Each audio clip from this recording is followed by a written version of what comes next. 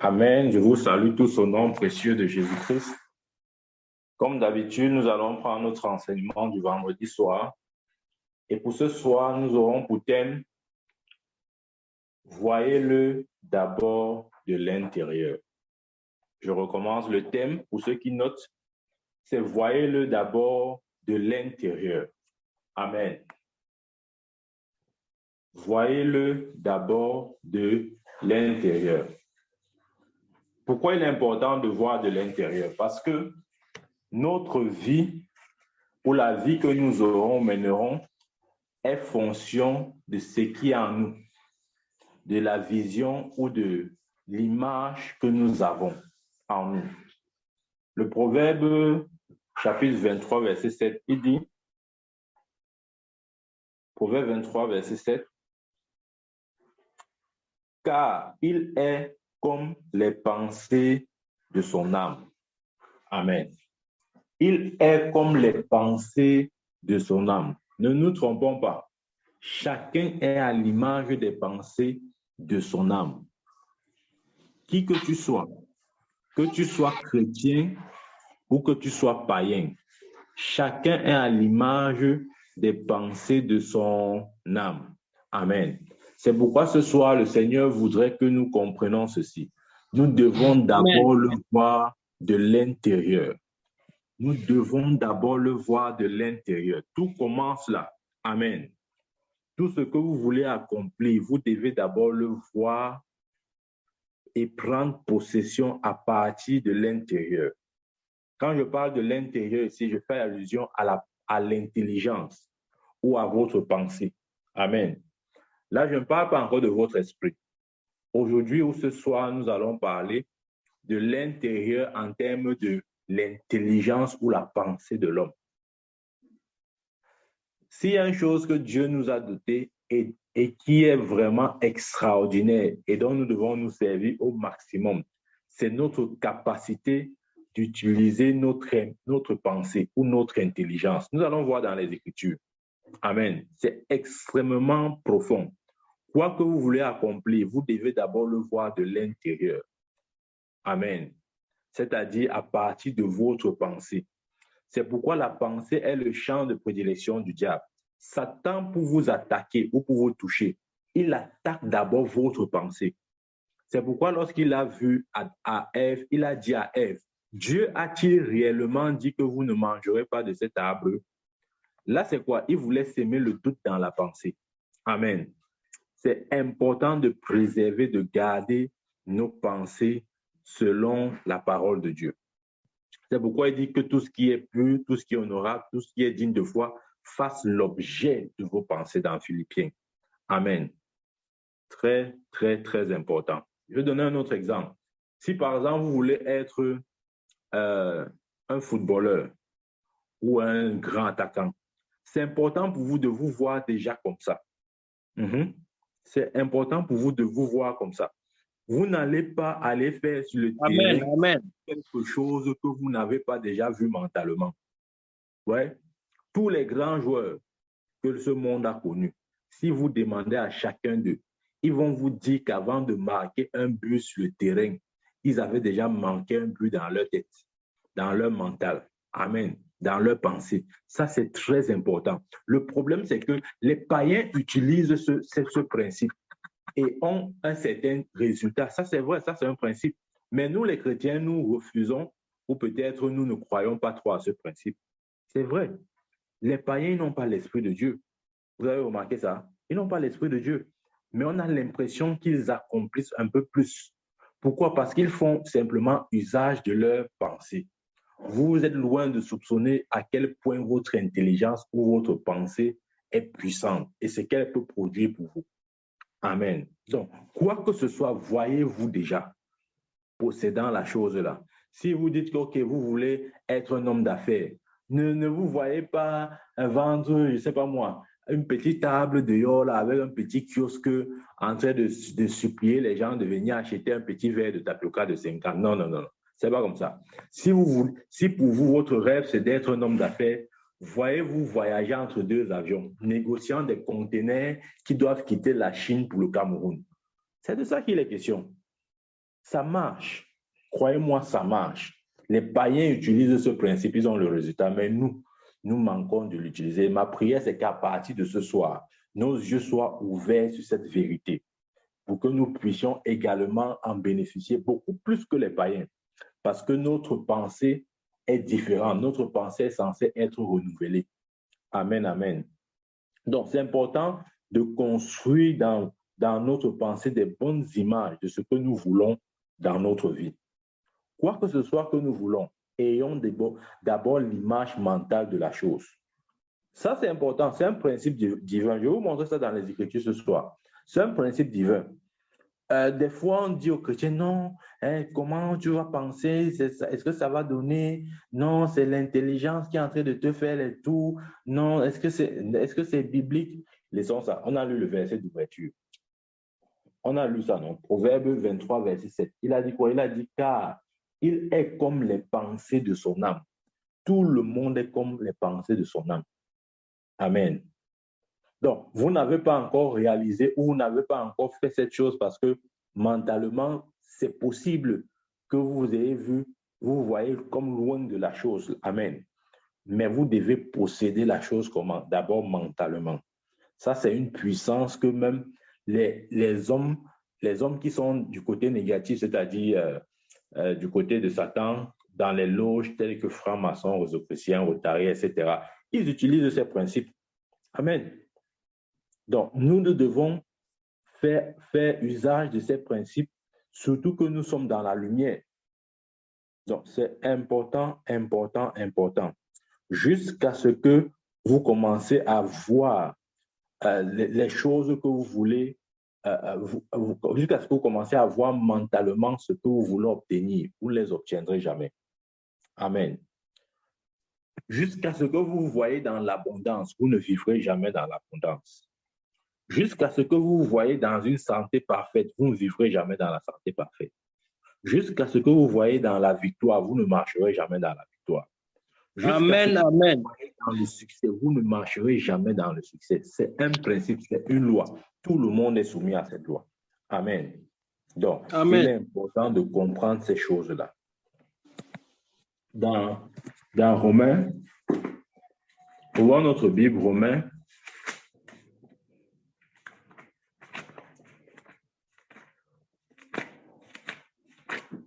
Romains chapitre 4. Est-ce que vous savez que votre avenir, ce que vous appelez avenir là, si vous voulez pour Dieu, c'est du passé. Je ne sais pas si on comprend mon langage. C'est-à-dire que si par exemple vous vous dites que je veux être un grand avocat d'ici peut-être 5 ou 10 ans, par exemple, c'est le futur pour vous, mais pour Dieu, c'est le passé.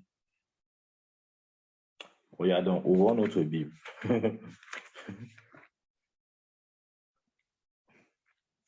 J'ai dit quoi? J'ai dit...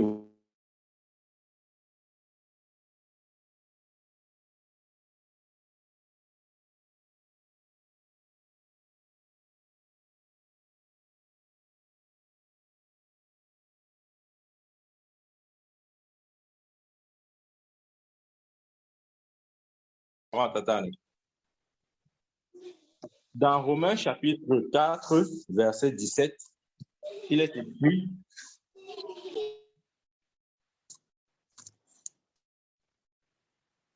Romains 4, 17, il est écrit, « Je t'ai établi père d'un grand nombre de nations.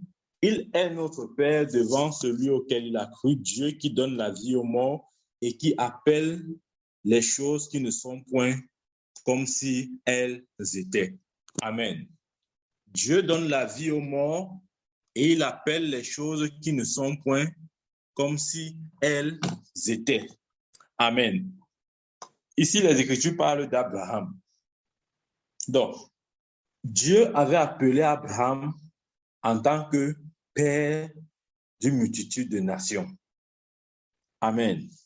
Mais est-ce que vous avez réalisé que lorsque Dieu a changé le nom de Abraham à Abraham, à ce moment, Abraham n'avait pas d'enfant.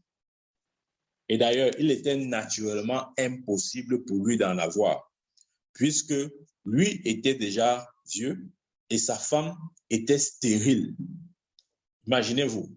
C'est-à-dire que Dieu voit un homme vieux avec une femme stérile et il lui dit que tu es père d'une multitude de nations. Je vous ai dit, votre avenir existe dans le passé de Dieu. Amen. Nous devons opérer et vivre notre foi chrétienne avec cette vérité-là. Il voit un homme sans enfant avec une femme stérile et il appelle cet homme père d'une multitude de nations. Écoutez, il a dit, je t'ai établi. Il n'a pas dit, je vais t'établir. Il n'a pas dit, je t'établirai. Non, je t'ai établi, père d'une multitude de nations. Et Abraham, lorsqu'il a reçu cette parole, le lendemain matin, quand il a réuni certainement ses serviteurs, il a dit, à partir d'aujourd'hui, vous m'appelez Abraham. Parce que Abraham signifie père d'une multitude de nations, mais Abraham signifie père élevé. Amen. Donc, Abraham s'est approprié la vérité. Il a cru à cette parole-là. Amen. Dans Genèse 17, verset 5,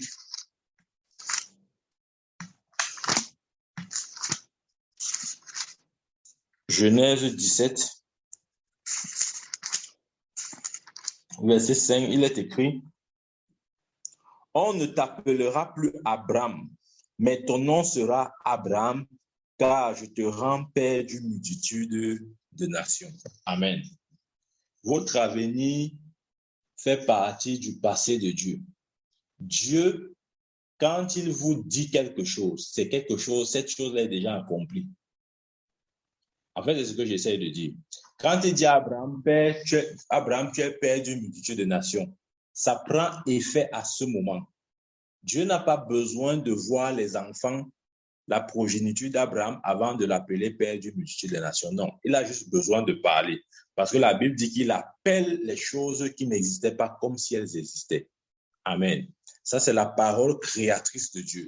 Dieu a la capacité d'amener toutes choses par sa parole vivante. Il n'est pas limité par les temps, par les situations, par notre contexte, par notre environnement et par toutes ces choses. Non. Il est limité par sa parole. Ce que ça accomplit, son esprit l'accomplit. Amen. Donc, lorsque Dieu dit à Abraham, je fais de toi père d'une multitude de nations, il est en train d'appeler ces choses qui ne sont pas encore. Amen. En d'autres termes, dans la pensée de Dieu, l'avenir d'Abraham était du passé. Amen. Était du passé. Dieu l'avait déjà vu avec une multitude de nations. C'est pourquoi j'ai dit notre avenir fait partie du passé de Dieu. Mais pour que cette parole vienne définitivement à l'accomplissement, il fallait que Abraham engage deux choses. Deux choses. Et ce soir, nous allons parler d'une de ces choses-là. Il fallait qu'il engage, un, la foi, et deux, l'imagination. Amen. Nous devons comprendre ça. Pour que la parole de Dieu s'accomplisse dans notre vie, nous avons besoin de ces deux éléments. Le premier élément, c'est la foi. Amen. Et le deuxième élément, c'est l'imagination. Et des fois, pour que notre foi soit productive, il faut que l'imagination soit engagée. Amen. Pour que notre foi marche, des fois, il faut que l'imagination précède la foi. L'imagination, des fois, précède la foi. Il faudrait qu'on ait une image claire de la vision que Dieu nous a donnée pour que notre foi soit activée. Amen. Et nous pouvons avoir cette image claire en utilisant les yeux de notre intelligence. Regardez comment Dieu a enseigné ce principe à Abraham. Dans Genèse chapitre 13, Dieu a enseigné à Abraham le principe ou la puissance qui est cachée derrière sa pensée ou son imagination. Dans Genèse chapitre 13, versets 14 à 15, il dit ceci.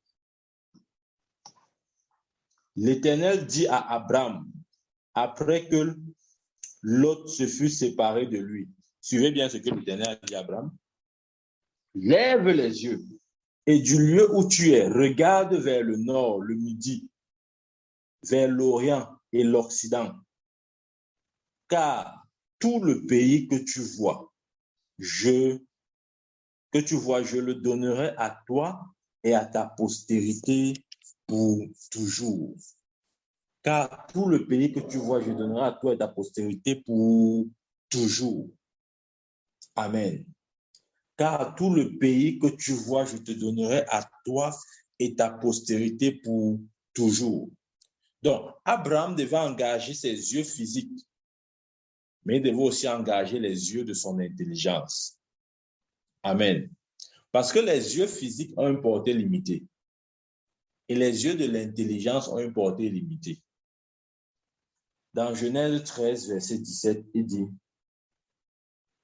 « Lève-toi, parcours le pays dans sa longueur et sa largeur, car je te le donnerai. » Wow.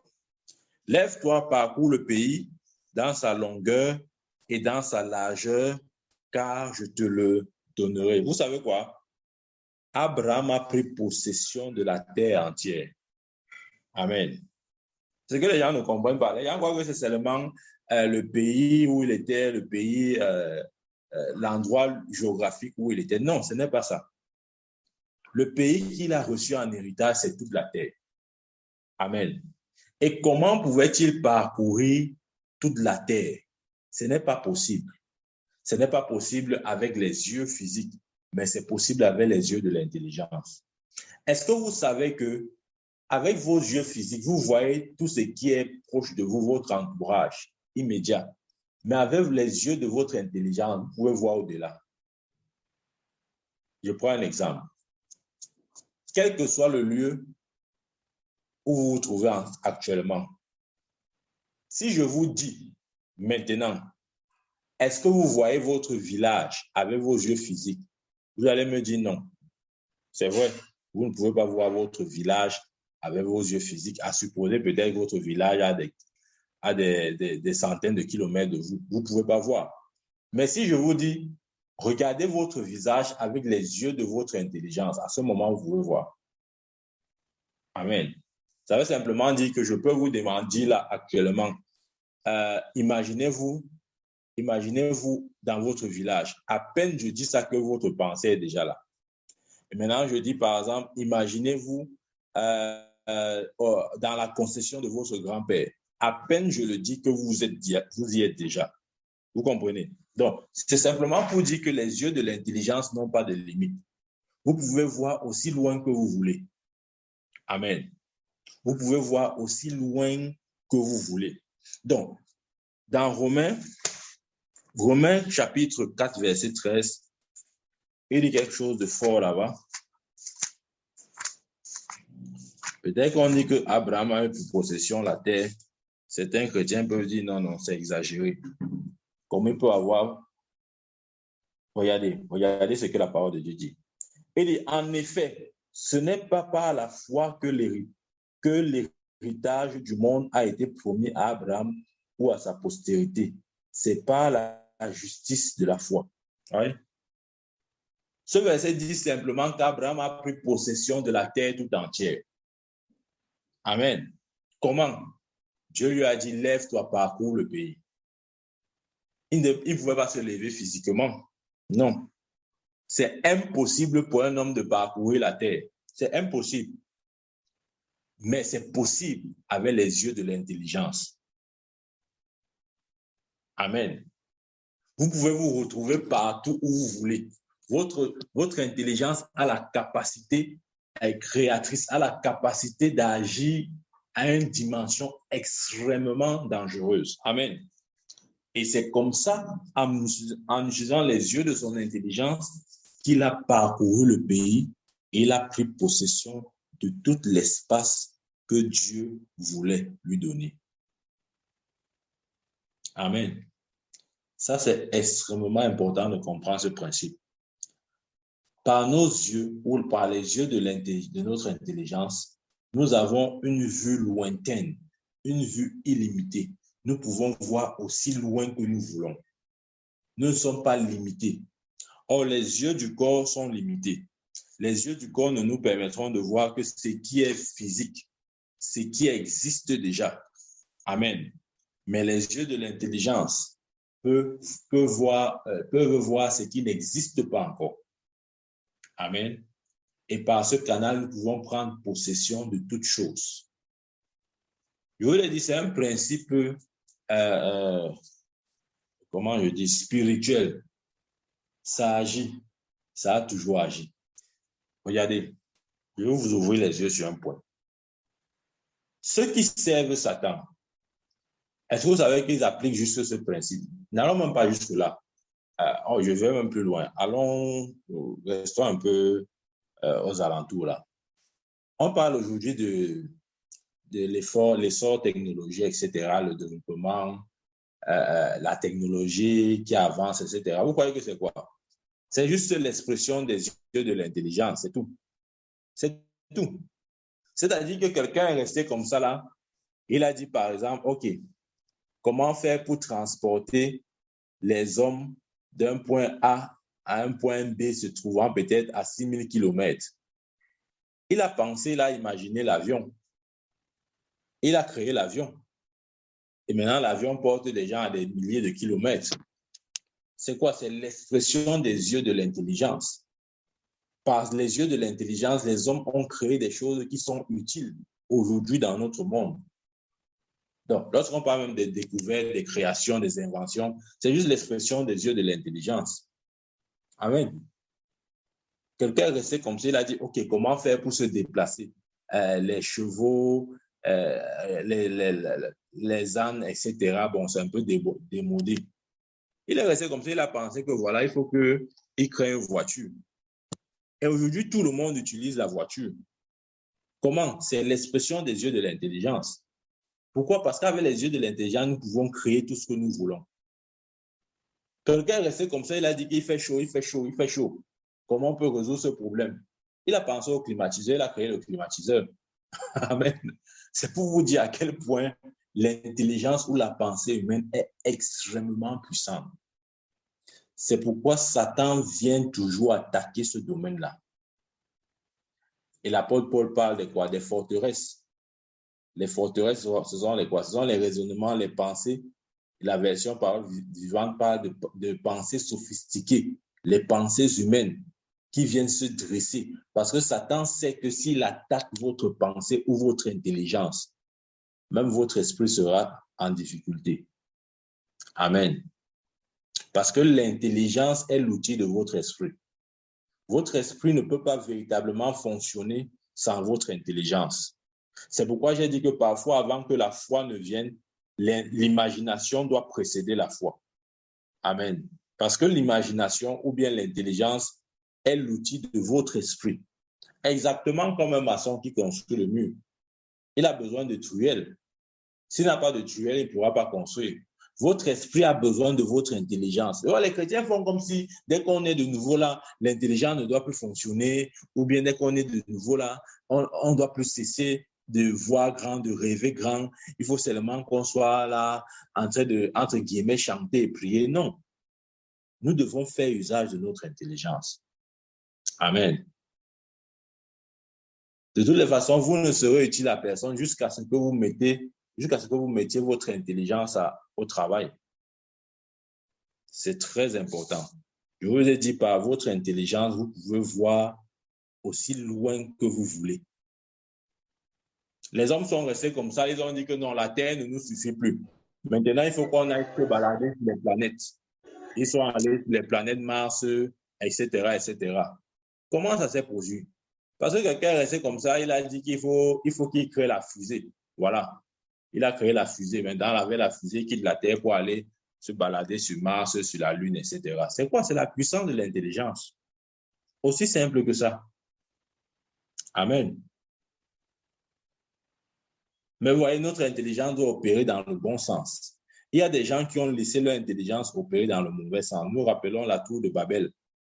La Bible dit que les hommes ont voulu rencontrer Dieu. Et ils se sont dit, construisons une tour qui va quitter de la terre pour le ciel. Amen. Et leur projet devait marcher jusqu'à ce que Dieu vienne les confondre en leur donnant des langues différentes. Simplement pour dire quoi? Que l'intelligence est d'une grande puissance. Si Dieu ne se levait pas pour confondre leur intelligence en leur donnant des langues différentes, Dieu sait où est-ce que nous en serons aujourd'hui. Amen. Donc l'intelligence est puissante. Même Dieu a dû réfléchir sur une tactique ou une technique pour casser un peu leur intelligence là, parce qu'il voulait déjà utiliser ça de manière un peu pervertie. Amen. Donc, c'est important pour nous de comprendre ça. Dieu a dit à Abraham, je te fais père d'une multitude de nations. Et Abraham a pris cette parole alors qu'il n'avait même pas encore engendré un enfant et il se faisait déjà appeler Abraham. Amen. Maintenant, nous allons voir un point important. Comment est-ce que Abraham a fait pour accepter cette vision céleste? Cette vision qui disait de lui qu'il est père d'une multitude de nations. Comment il a fait, ou bien quel est le processus, le procédé pour que dans sa situation d'homme sans enfant et d'épouse stérile, il puisse accepter et recevoir et croire en cette parole. Dans Genèse chapitre 13, nous retournons. Genèse chapitre 13, verset 16, il dit, Genèse 13, 16, il est écrit, « Je rendrai ta postérité comme la poussière de la terre, en sorte que si quelqu'un peut compter la poussière de la terre, ta postérité sera comptée. » Amen. Nous avons su ça. Je relis encore. Il dit, « Je rendrai ta postérité comme la poussière de la terre, en sorte que si quelqu'un peut compter la poussière de la terre, ta postérité sera aussi comptée. » Amen. Donc, Abraham, en réalité, je crois qu'Abraham n'avait pas saisi la vision ou n'avait pas vu l'image exacte de cette prophétie. Et Dieu, justement, savait qu'il devait faire quelque chose pour aider son enfant Abraham à saisir exactement sa pensée. Amen. Il devait l'aider à saisir. Et comment est-ce qu'il a aidé? Dans Genèse 15, verset 5 à 6, il dit, « Et après l'avoir conduit dehors, il dit, « Regarde vers le ciel et compte les étoiles, si tu peux les compter. » Et il lui dit, « Telle sera ta postérité. » Amen. Donc, Abraham devait avoir une image mentale de la promesse de Dieu. La promesse de Dieu avait dit, « Je fais de toi père d'une multitude de nations. » Mais c'était un peu difficile pour Abraham de comprendre et d'accepter cette parole. Et Dieu dit, « Ok, je vais t'aider en te donnant une image mentale de ce que ma parole dit. » Il dit, « Ok, sors, lève les yeux, regarde les étoiles. Est-ce que tu peux compter? Si tu peux compter, ainsi sera ta postérité. » Et si nous lisons la parole de Dieu au verset 6, la Bible dit, Abraham eut confiance en l'Éternel et à l'Éternel qui lui imputa en justice. D'autres versions disent, Abraham crut en l'Éternel qui lui imputa en justice. Il a cru pourquoi? Parce que Dieu a amené une image mentale de sa parole qui avait dit, je ferai de toi une multitude de nations. Pour qu'Abraham saisisse la parole, Dieu lui a montré les étoiles. Parce que l'imagination des fois précède la foi. Beaucoup de gens n'ont pas la véritable foi parce que la parole de Dieu ne renvoie aucune image dans leur intelligence. Et tant que la parole de Dieu ne vous renvoie aucune image, ça sera difficile pour vous de croire. Amen. Ça sera difficile pour vous de croire. Dieu a dit à Abraham, je fais de toi le père d'une multitude de nations. Abraham n'a pas sauté et dit Alléluia, Amen. Non, il était bloqué. Dieu a dit, OK, je vais venir te débloquer maintenant. Je vais te donner une image. Il dit, regarde le sable sur la mer. Est-ce que tu peux compter les grains de sable? Abraham dit non. Il dit, OK, sors maintenant, regarde les étoiles. Est-ce que tu peux compter les étoiles du ciel? Abraham dit non. Il dit, OK, telle sera ta postérité. Ce n'est qu'à ce moment-là qu'Abraham a compris de quoi est-ce que Dieu parlait. Ouais, c'est important d'avoir une image mentale de ce que la parole de Dieu dit. C'est très important. La parole de Dieu devait avoir une image dans la tête d'Abraham. Je crois pour ma part que, d'une certaine façon, quand Abraham est sorti et qu'il a vu ces étoiles dans le ciel, il n'a pas seulement vu les étoiles. Je crois que dans chaque étoile, parce que chaque étoile représentait une personne, je crois que dans chaque étoile qui brillait dans le ciel, il pouvait maintenant voir les visages de sa postérité. Amen. Et il a vu certainement entre autres notre visage. Parce que la Bible dit que nous sommes les descendants d'Abraham, nous sommes les fils d'Abraham. Donc, quand Abraham est sorti, il a regardé les étoiles. Nous étions là. Chacun de nous là. Chacun était là. À ce moment-là, chacun était là. Ce n'était pas seulement le peuple juif, mais c'était tous ceux qui croiraient en Christ. Parce que nous sommes la postérité d'Abraham en Christ.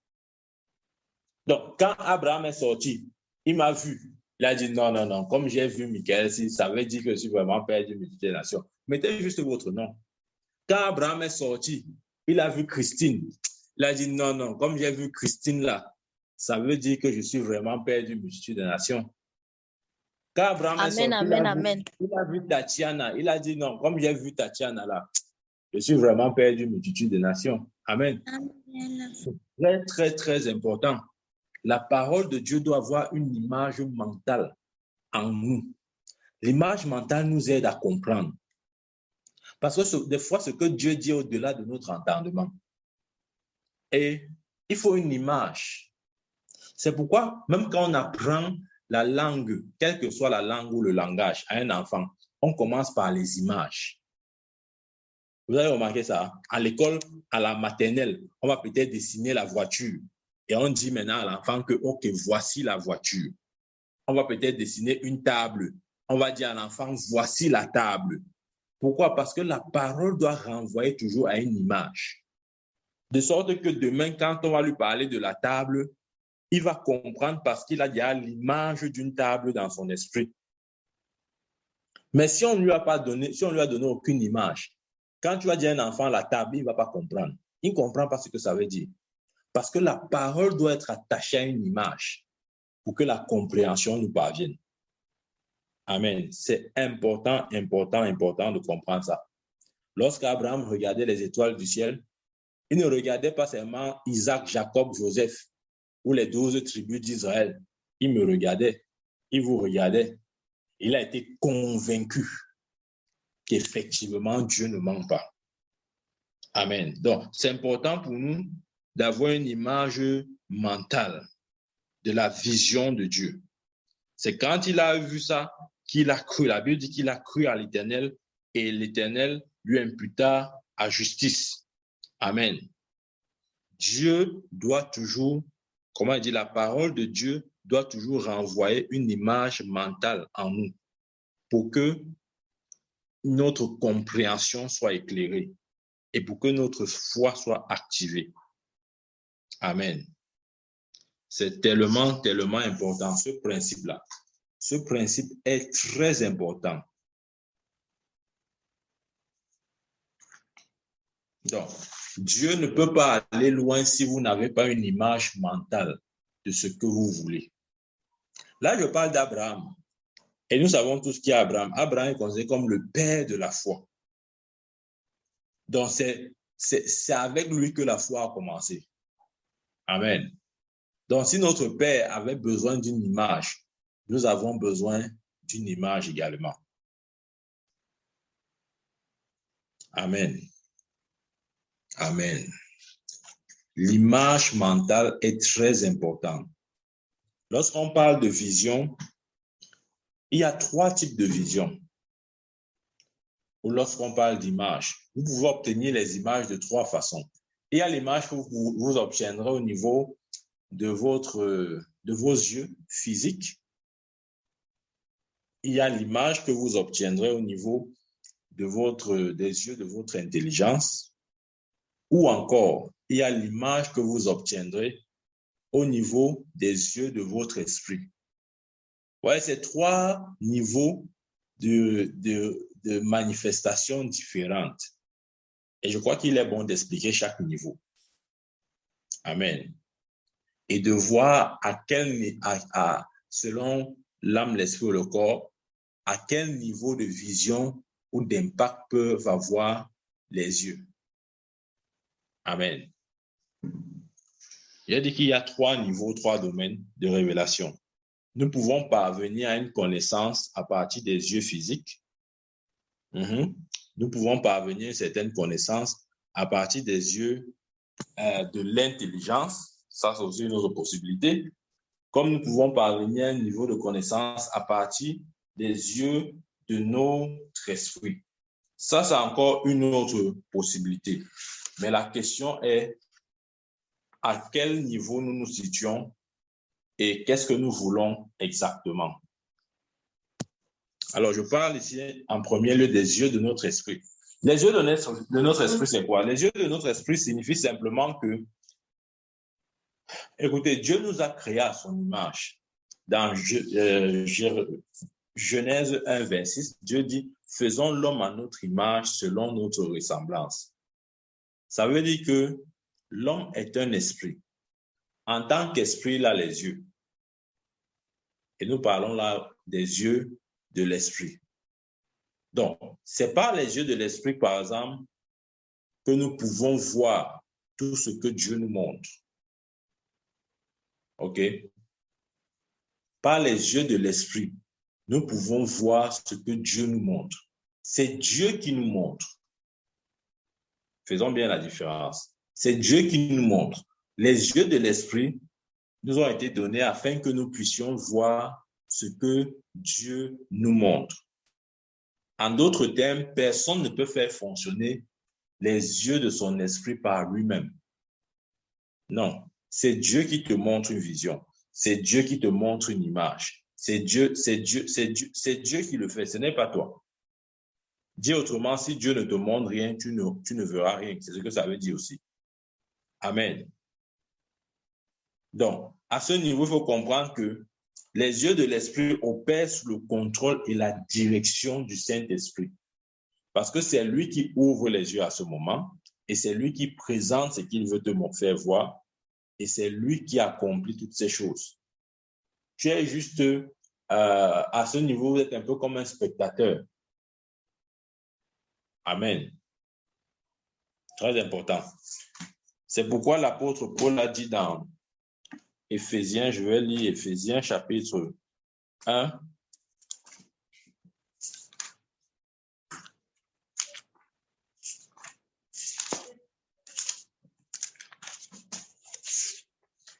Éphésiens. Les yeux de l'esprit sont très, très importants aussi. Hein. Ne croyez pas que c'est pas utile ou bien que c'est la dernière catégorie. Non, c'est très utile. Dans Éphésiens chapitre 1, verset 17-18, l'apôtre Paul parle et dit, je lis lorsqu'il s'adresse à l'église d'Éphèse, afin que le Dieu de notre Seigneur Jésus-Christ, le Père de gloire, vous donne un esprit de sagesse et de révélation dans sa connaissance. Verset 18 suivant, et qu'il illumine les yeux de votre cœur, afin que vous sachiez quelle est l'espérance qui s'attache à son appel, quelle est la richesse de la gloire de son héritage qu'il réserve aux saints. Ouais? Il a dit, et qu'il illumine les yeux de votre cœur. Le cœur ici, c'est l'esprit. Donc, Paul pria afin que Dieu ouvre les yeux de leur esprit. Ouais, il a dit, les yeux de l'esprit, c'est Dieu qui agit.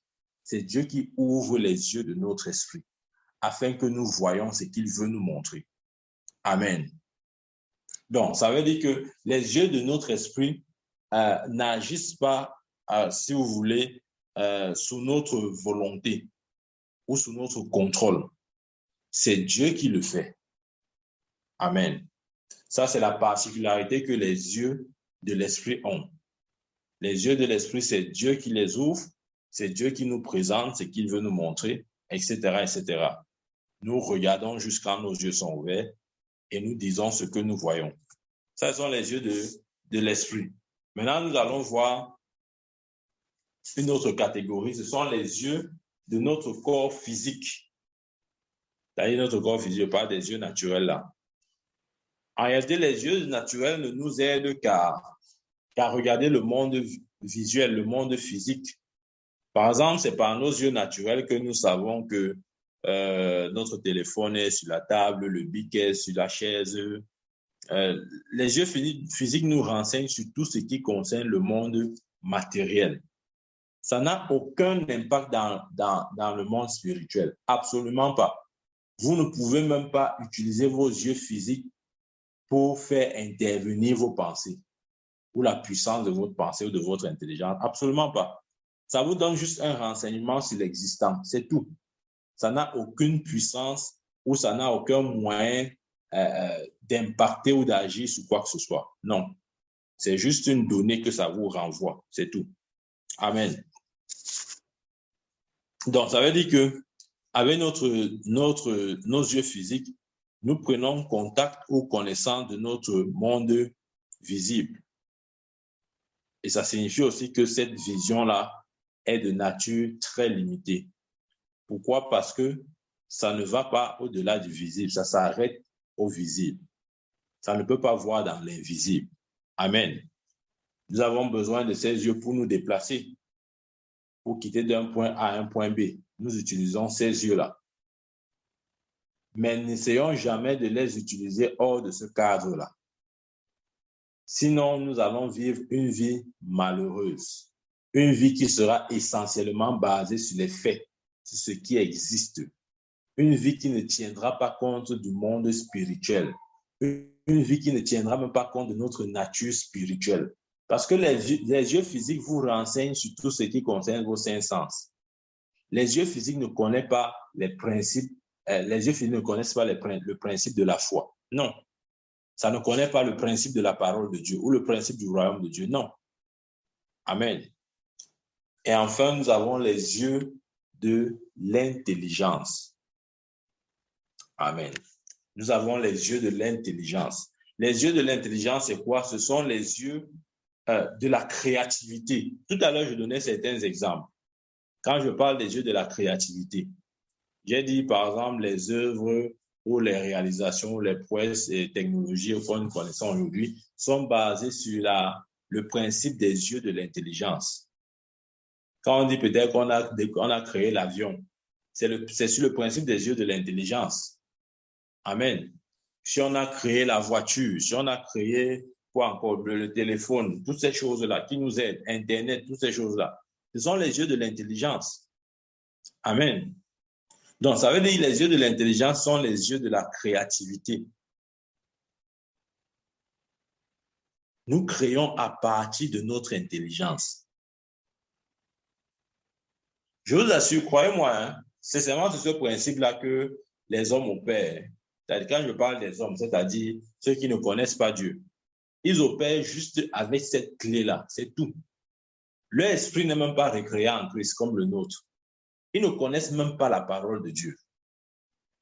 Mais ils ont compris l'importance et la puissance de leur pensée ou de leur intelligence. Je crois qu'il est temps pour nous de faire usage de toute cette bénédiction-là et de ne pas seulement se limiter dans un canevas bien précis. Amen. Donc, les yeux de l'intelligence nous amènent à créer, comme j'ai dit, les yeux de l'intelligence engagent la puissance de notre imagination. Donc, quoi que ce soit que nous voulons voir, nous devons d'abord créer cela dans notre pensée. Les yeux de l'intelligence produisent et amènent à l'existence les choses qui n'existaient pas. Celui qui dit, par exemple, je crée l'avion, l'avion n'existait pas. Mais par les yeux de l'intelligence, il a amené l'avion dans le domaine physique. Amen. Donc, c'est important pour nous de comprendre la place et l'importance de nos pensées. Nos pensées sont si importantes que Dieu a dit par l'apôtre Paul dans Philippiens que tout ce qui est pur, tout ce qui est juste, tout ce qui est saint, tout ce qui est digne d'approbation soit l'objet de vos pensées. Donc, nos pensées doivent être recadrées, doivent rester dans le cadre de la parole de Dieu. Amen. Nos pensées doivent être renouvelées. Elles doivent être renouvelées pourquoi? Pour que notre créativité ne soit pas une créativité pervertie. Pour que notre créativité ne soit pas une créativité pervertie, comme les païens le font. Amen. C'est très important. C'est très important d'engager les yeux de notre intelligence. Nous avons vu ce que ça a créé dans la vie d'Abraham. Il a cru en la parole de Dieu. Parce que quand Dieu lui a dit, je fais de toi un père d'une multitude de nations, il a, juste après, montré des étoiles pour illustrer la parole. La parole doit être illustrée. Et quand il a vu les étoiles, il a dit, OK, je comprends maintenant ce que ça veut dire. Amen. Donc, il est aussi important pour nous d'avoir une image mentale de la vision céleste que Dieu nous a donnée. Ce que je veux dire, c'est que chacun de nous est venu sur terre avec une mission bien précise, avec une vision de Dieu bien précise, mais cette vision a besoin d'une image. Et si vous manquez de saisir l'image, vous risquez de passer à côté de votre vision. Il y a des gens qui vont vous dire, OK, la vision de Dieu pour ma vie, c'est ça. Mais ils ne vont jamais entrer dans cette vision-là. Pourquoi? Parce qu'ils manquent d'image. Ils n'ont aucune image de leur vision. Absolument pas. Ils ont juste l'intitulé de la vision, mais ils n'arrivent pas à marcher dans cette vision parce que l'image fait défaut. Ils ont une mauvaise image de la bonne vision que Dieu leur a donnée. Par conséquent, la vision ne se matérialise pas. C'est pourquoi j'ai dit, l'imagination précède la foi. Dans le sens où pour que votre foi puisse véritablement œuvrer, quelque part, votre imagination doit être bien réglée. Romains 12, verset 2. Ne vous conformez pas au siècle présent, mais soyez transformés par le renouvellement de votre intelligence, afin que vous puissiez discerner ce qui est bon, agréable et parfait. Donc, il n'y aura pas le discernement en nous tant que notre intelligence ne sera pas renouvelée. Et l'intelligence est renouvelée par les yeux de notre intelligence, par la capacité de voir clairement, de voir l'image claire qui correspond à la vision attachée à notre mission. Amen. Très important. Malheureusement, plusieurs chrétiens, aujourd'hui, ils ne voient pas avec les yeux de leur intelligence. Tout ce qu'ils ont, c'est juste les yeux de leur corps. C'est pourquoi, justement, la vie de ces chrétiens ressemble à une vie vraiment misérable. Parce qu'ils n'ont pour évidence que ce que les yeux physiques leur disent. Amen. Tout ce qui est vrai pour eux, c'est ce que les yeux physiques disent. Mais la vérité n'est pas dans nos yeux physiques. La vérité des choses est dans l'invisible. C'est pourquoi Paul a dit dans 2 Corinthiens, nous ne regardons pas aux choses visibles, mais aux choses invisibles. Amen. Comment nous réalisons à regarder aux choses invisibles? En utilisant les yeux de notre intelligence. Rappelez-vous, les yeux de notre intelligence sont à notre portée, sont à notre volonté. Ça veut dire que nous pouvons voir autant que nous voulons. C'est différent des yeux de l'esprit où nous attendons que Dieu ouvre nos yeux et que Dieu nous présente quelque chose. Non, les yeux de l'intelligence, nous pouvons les faire opérer autant que nous voulons. C'est pourquoi il a dit à Abraham, lève-toi, parcours le pays du nord, de l'est, du nord, du sud, de l'est à l'ouest. Ce que tu vois, je te donne. Donc, Abraham avait une capacité en lui de voir aussi loin qu'il voulait. Ça ne dépendait pas de Dieu, ça dépendait de lui. Les yeux de notre intelligence sont sous notre contrôle. Et Dieu a fait ça ici pour que nous puissions nous déployer autant que nous voulons, pour que nous ne soyons pas limités. C'est ça, en fait, la place des yeux de l'intelligence. Ça nous donne un champ d'action illimité. Nous pouvons aller aussi loin que nous voulons. Pas aussi loin que Dieu veut, mais aussi loin que nous voulons. Amen. C'est pourquoi Dieu laisse à chacun la liberté de se déployer aussi loin qu'il veut. Comment? Parce qu'il nous a tous accordé les yeux de l'intelligence. Et il dit, mes enfants, utilisez ces yeux et allez aussi loin que vous voulez. Allez aussi loin que vous voulez. Mais comment nous allons aller aussi loin que l'on veut si on n'a pas une image qui correspond à ce lointain-là, qui correspond, si vous voulez, à cette dimension illimitée?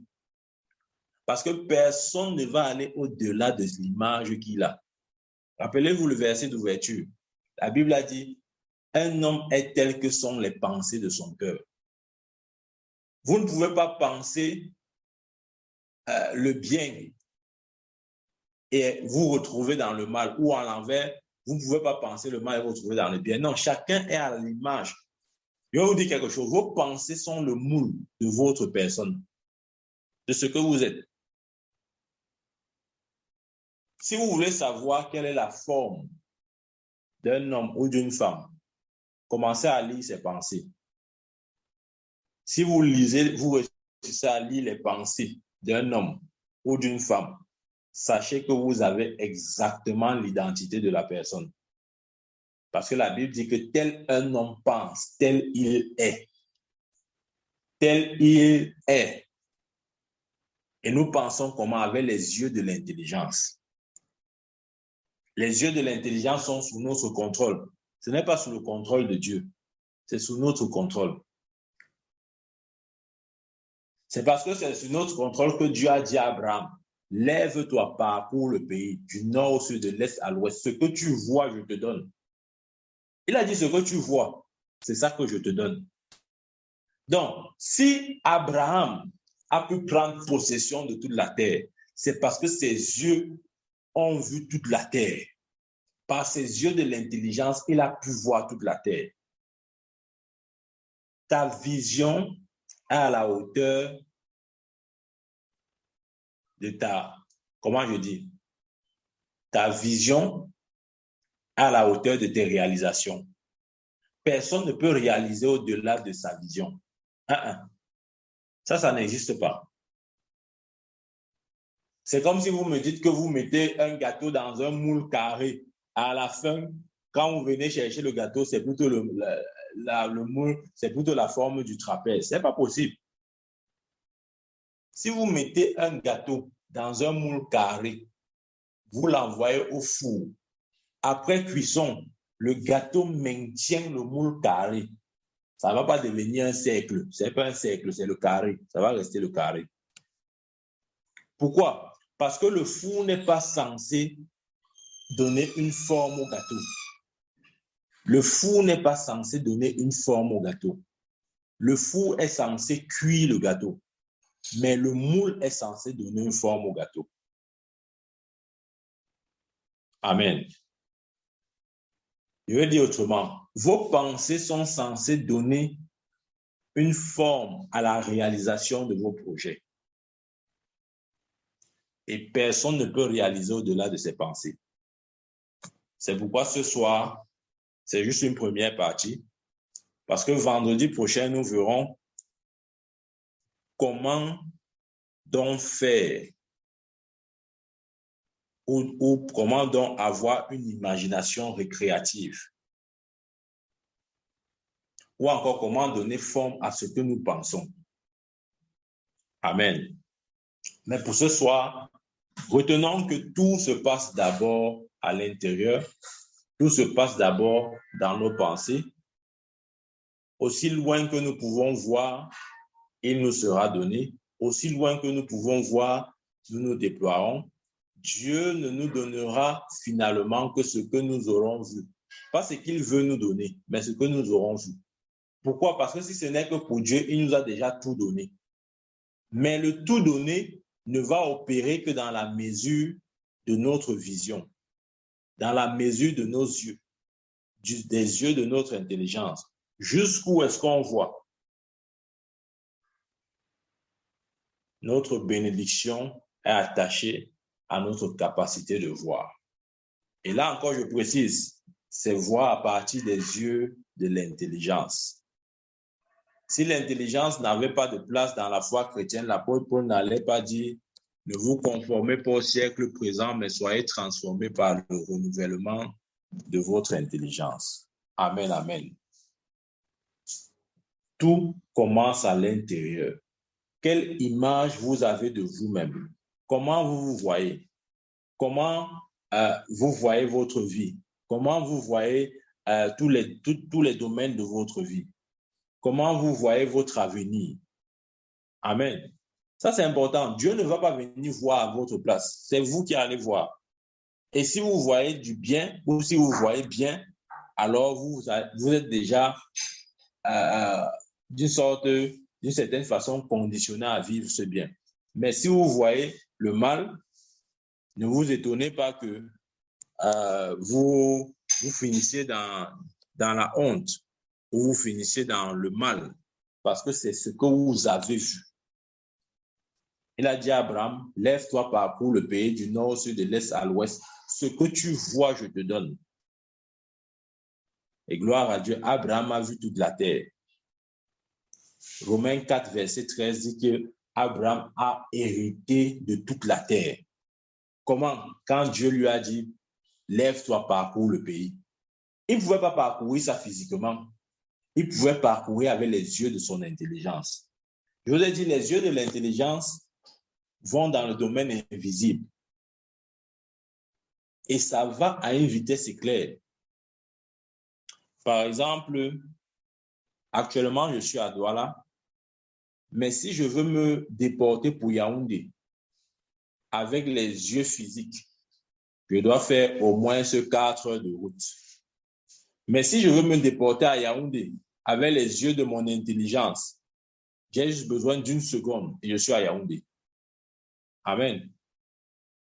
Exemple, là maintenant, si je pense à la poste de Yaoundé, à peine je pense que mon esprit y est, parce que je peux voir exactement. Amen. Il n'y a pas de distance dans le monde invisible. Mais si je marche uniquement avec mes yeux physiques, je vais devoir prendre la voiture, prendre la route, passer aider à Boum-Niebel et toutes ces choses-là, arriver à Yaoundé, chercher la poste centrale, tout ça. Ça perd le temps. Ça va me prendre au moins 6 heures de temps. Mais avec les yeux de mon intelligence, à peine je pense que j'y suis. C'est pourquoi Dieu nous a donné l'intelligence. Amen. Dieu nous a donné l'intelligence. Et c'est pourquoi il attend que nous renouvelions cette intelligence. Parce que l'intelligence est l'outil de l'esprit. Votre esprit ne peut pas se déployer sans votre intelligence. Amen. L'intelligence est la porte de l'esprit. Votre esprit ne peut pas se déployer sans que vous n'exerciez votre intelligence. Amen. C'est pourquoi même Abraham, avant de croire à la parole qui a dit « Je fais de toi une multitude de nations », il a fallu que Dieu lui donne une image du sable de la mer et une image des étoiles dans le ciel. Quand il a vu ces deux choses, la Bible dit qu'il a cru en l'Éternel et l'Éternel lui imputa à justice. Pourquoi? Parce que l'image mentale était là. Nous devons avoir l'image mentale de tout ce que nous voulons.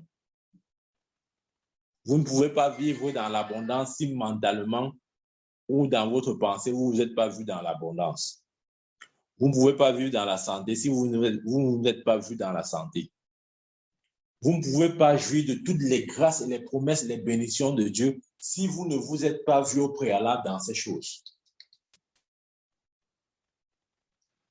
C'est très important. Maintenant, on dit aux chrétiens, non, c'est quoi ça? Ce n'est pas la foi. Non, ne fais pas comme ça là. Est-ce que c'est ce que la parole de Dieu dit? C'est-à-dire, on veut vous amener inconsciemment ou consciemment à faire abstraction de votre intelligence, à annuler votre intelligence. Par contre, pourtant, si votre intelligence est annulée, votre esprit ne peut pas fonctionner. Parce que votre esprit a besoin d'une image claire. Je vais donner l'exemple. Quand on apprend une langue à un enfant, on commence par les dessins. On dessine d'abord la bouteille. Ensuite, on lui dit que ça, c'est la bouteille. On dessine la voiture et on lui dit que ça, c'est la voiture. Pourquoi? Pour qu'il puisse percevoir le mot de manière claire, il doit avoir l'image. Là, quand vous lui parlerez de la voiture, il comprendra mieux de quoi vous parlez. Mais si vous ne lui avez jamais montré la voiture en image, quand vous allez dire voiture, il ne saura pas de quoi vous parlez. C'est pourquoi la parole de Dieu, entre guillemets, pour plusieurs, n'a aucun sens parce que ça ne renvoie à rien, absolument rien. Ils n'ont aucune image de ce que Dieu dit. Comme on dit au quartier, c'est comme le chinois. Amen. C'est très important. Donc, pour ce soir, je vais m'arrêter là. Mais je vous encourage à assister vendredi prochain parce que ça sera juste la suite. Et comme j'ai dit, vendredi prochain, nous allons voir comment concrètement avoir des imaginations créatives. Ou encore comment donner une forme, une image à nos pensées ou à la parole.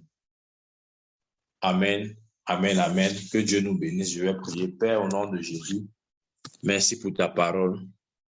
Seigneur, je prie au Dieu afin qu'elle puisse croître et germer dans nos cœurs. Seigneur, merci parce que ce soir, tu nous confirmes et tu nous enseignes que tout doit d'abord se produire à l'intérieur de nous. Tout doit d'abord prendre place dans notre intelligence, dans notre pensée. Parce que tel un homme pense, tel il est. Seigneur, je prie pour chacun de tes enfants que ta grâce et ta main demeurent dans leur vie au nom puissant de Jésus. Que ta parole soit bénie dans nos cœurs. Reçois toute la gloire au nom de Jésus-Christ. Amen. Amen, amen, amen.